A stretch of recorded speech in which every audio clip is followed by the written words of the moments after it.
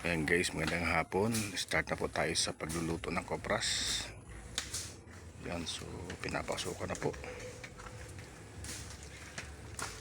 Ayan o.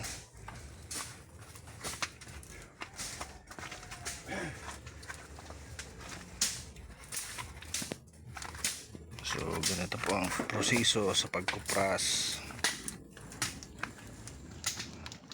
Ayan o. So gagatukan natin guys. Ayan, gagatukan natin. Ayan. Good job. Para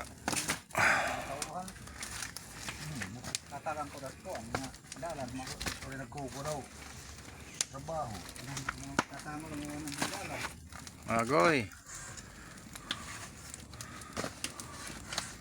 So yan guys. So Masyang ayaw tang mamang yan dada. po ay 2 to 3 hours ang pag Reyoy, sige. Badi ta para nga don. Sikit ka lang ko. Maroy.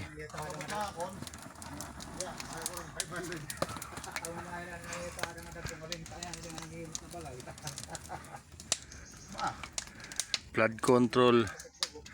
So yan mga guys, ano.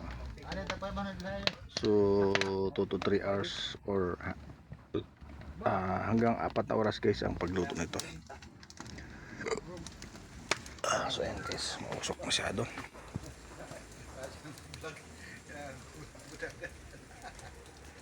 Okay, so medyo mahangin kaya pinapalis yung usok.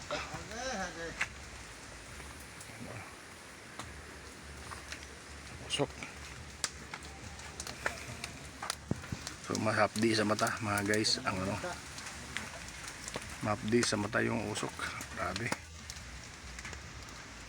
So matatapos namin to siguro 7 ng gabi. Kasi alas 3 na po ngayon eh. Alas 3 na.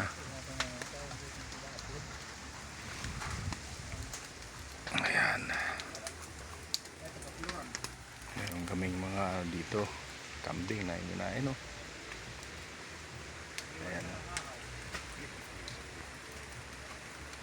Me. Hinahin sila, oh. Yan ang dapat kainin guys ng tao dahil yan ay healthy foods. Walang chemical. Kagaya ng baboy o kaya mga manok na ang kanilang pinapakain ay mga feeds na gawa ng tao na may mga chemical. So yan ay damo talaga sariwang gulay ang kanilang kinakain. Ayan o, gulay nila yan dahil sila kumakain yan. Ito po yung may anak na dalawa mga guys. Ito anak niya yan, anak niya ito.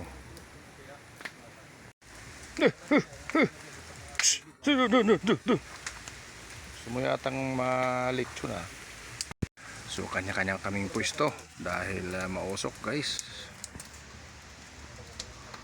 Ayan o.